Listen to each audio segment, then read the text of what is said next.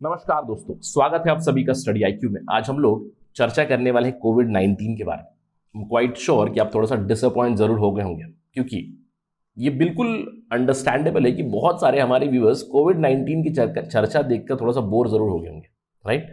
But ये discussion काफी जरूरी रहेगा, क्योंकि हम लोग बात करने वाले हैं कोविड-19 cases, covid resurgence in Europe के बारे में। यूरोप के कई देशों में कोविड-19 के केसेस बहुत ज्यादा स्तर में बढ़ रहे हैं। कुछ देशों ने तो नेशन वाइड लॉकडाउन भी लगा दिया है। तो आज हम लोग क्यों ये केसेस राइज हो रहे हैं उसके ऊपर बात करेंगे। क्या है ट्रेंड्स यूरोपियन यूनियन में, क्यों केसेस रिसर्जेंट हो चुके हैं यूरोपियन कंट्रीज में।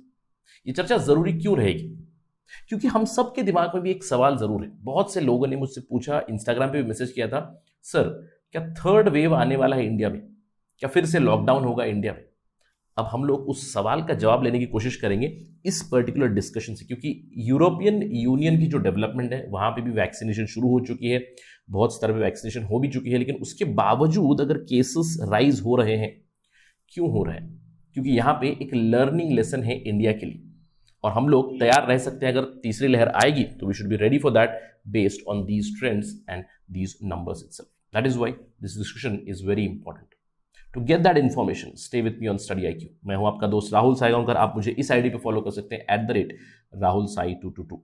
और अगर आप तैयारी कर रहे हैं कॉम्पिटिटिव एग्जाम्स की, then you can visit the details that are given here to know more about us and to avail our services. चलिए चर्चा शुरू करते हैं by looking at the news. क्या है खबर? ऑस्ट्रिया ने हाल ही में नेशन वाइड लॉकडाउन लगा दिया है। ये कहा जा रहा है कि ऑस्ट्रिया में 20 दिनों का लॉकडाउन लग रहा है बिकॉज देर आर सर्जिंग कोविड-19 infections. Not just Austria, Germany is also likely to follow Austria. Nationwide lockdown Germany में भी लग सकता है। आपने कुछ दिनों पहले चर्चा जरूर सुनी होगी, जर्मनी में रिकॉर्ड नंबर ऑफ केसेस, 50,000 से भी ज्यादा केसेस आए थे जर्मनी में ही।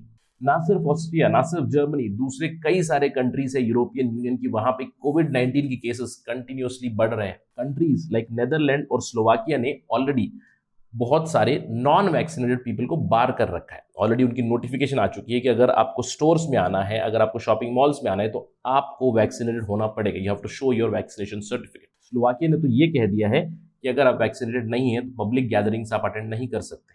अगर आप काम के लिए जा रहे हैं तो हफ्ते में 2 बार आपको टेस्टिंग करनी पड़ेगी that you are negative to go to work in Slovakia. Belgium, United Kingdom में भी काफी ज्यादा केसेस आ चुकी हैं। अगर हम लोग आज की बात करें, European Union is contributing to about 2/3 of total worldwide कोविड-19 इन्फेक्शंस, यानी कि 66% of the cases today are coming from European Union. और यहां पे भी अगर हम लोग कुछ देशों के बारे में ऑब्जर्व करें, daily cases in countries, Germany में 21 नवंबर को केसेस 26,241, ऑस्ट्रिया में 21 नवंबर को 14,000 से भी ज्यादा केसेस है, नेदरलैंड में 20,000 से ज्यादा केसेस है, यूके में 39,000 यानी कि ऑलमोस्ट 40,000 के आसपास केसेस यूके में है। अब आप ये सोच रहे होंगे कि सर ये नंबर्स तो काफी छोटे हैं, क्योंकि अगर हम लोग दूसरी लहर की बात करें तब से लेकर इंडिया में केसेस कम नहीं हुए, यानी कि 10,000 के नीचे नहीं गए। अभी भी आज की तारीख में भी जब भी हम लोग इंडिया के नंबर्स की बात करेंगे, दे आर मोर देन 10,000।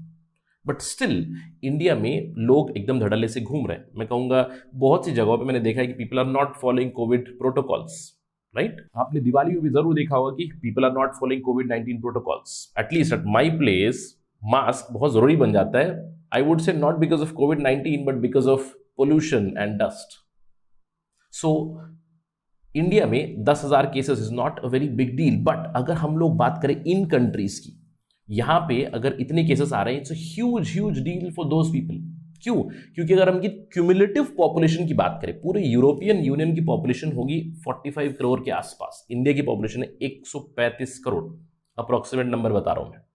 तो इनके लिए these cases are a big matter. इसीलिए ऑस्ट्रिया ने ऑलरेडी नेशन वाइड लॉकडाउन लगा दिया है। Germany is going to follow the suit. In fact WHO ने भी कहा है कि अगर मेजर्स जल्दी से नहीं लगाए जाएंगे तो 50 लाख तक डेथ्स हो सकती है बाय फरवरी 2021। अब इस पूरी इंफॉर्मेशन से कुछ सवाल जरूर उठ जाते हैं। अब पहला सवाल आपके दिमाग में ये भी आ रहा होगा कि सर ये जो यूरोपियंस है, EU वाले लोग, क्या ये वैक्सीनेशन नहीं ले रहे हैं? Are they not getting vaccinated? क्योंकि इंडिया में तो we talk about Covishield and Covaxin.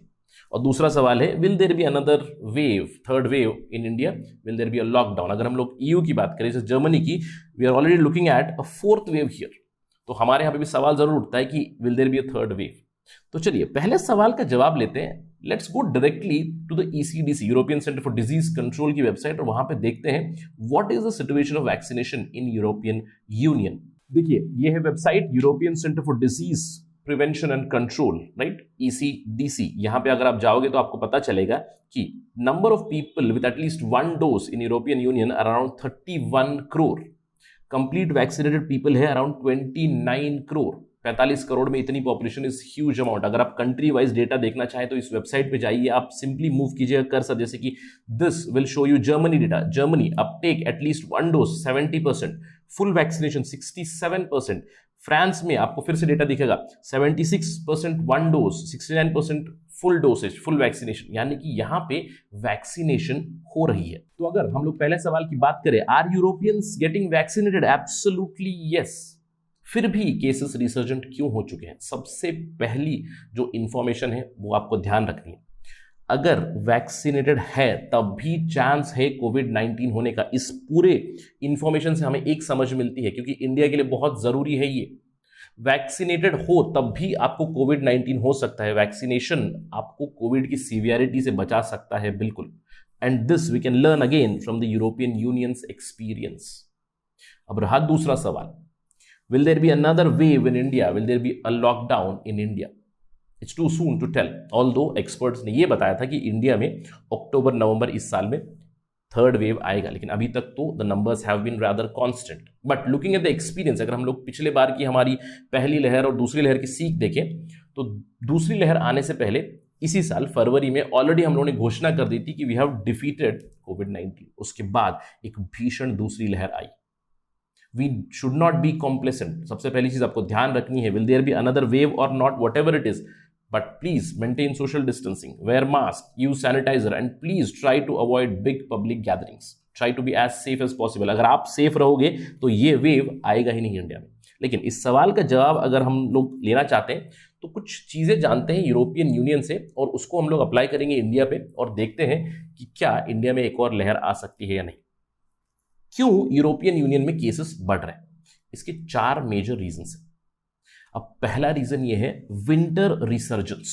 कुछ एक्सपर्ट्स कहते हैं there is a phenomena of winter resurgence.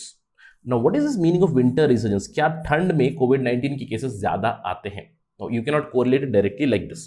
Winter resurgence मतलब मैं कहूंगा specially in the European countries, winter में आपको बहुत ज्यादा फेस्टिविटीज मिलेगी, बहुत ज्यादा गैदरिंग होती है। इसकी वजह से there is a possibility of spread of कोविड-19 to a higher degree. For example, पिछले महीने में यूरोपियन यूनियन में ऑलरेडी थैंक्सगिविंग्स हुआ, उसके बाद आपको हैलोवीन हुआ, और अगर नहीं रुकेंगे यहाँ पे, अगर लॉकडाउन या फिर मेजर्स नहीं लाए जाएंगे तो there is Christmas coming up, और भी केसेस बढ़ सकते हैं। तो winter resurgence is one of the reasons. In fact अगर हम लोग अभी की बात करें और 15 से 20 दिनों बाद हमें एक फोरकास्ट जरूर मिलेगा, is it really winter resurgence और not, but because of festive gatherings it is happening for sure. Festive gatherings is one reason. इसके अलावा COP26 हुआ था रिसेंटली ग्लासगो में, आपको याद होगा, स्कॉटलैंड में, इन यूके। इसको भी एट्रीब्यूट कर रहे हैं in the rise of cases. अब ये क्यों? आपने देखा यूके में 39,000 से भी ज्यादा केसेस आए ऑन नवंबर 21। COP26 खत्म होकर 10 दिन हो चुके हैं, राइट?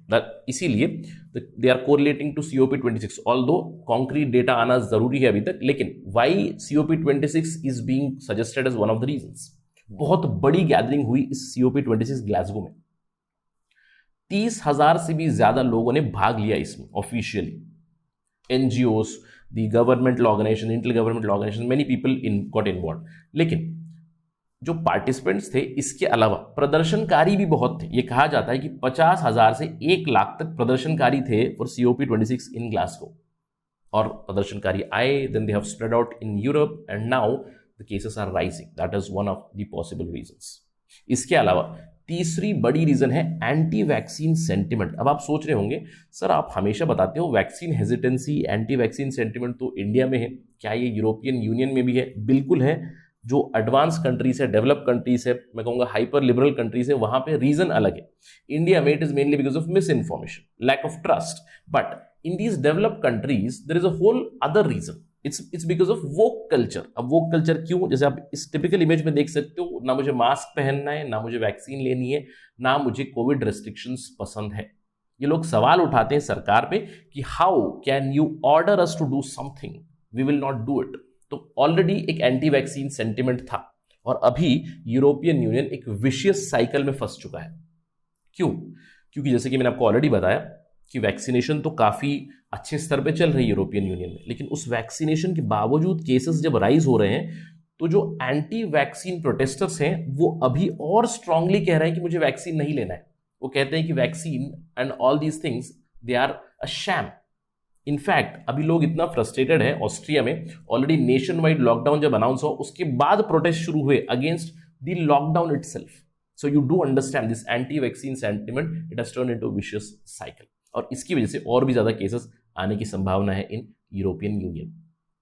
और जो चौथा रीजन है, एक्सपर्ट्स बताते हैं पॉसिबल डेल्टा वेरिएंट और spread of delta in European Union is one of the prime reasons. अब इस चीज को जैसे ही हम लोग स्टडी करेंगे तो हम लोग पता कर सकते हैं कि इंडिया पे शायद आगे चल के ज्यादा खतरा ना हो।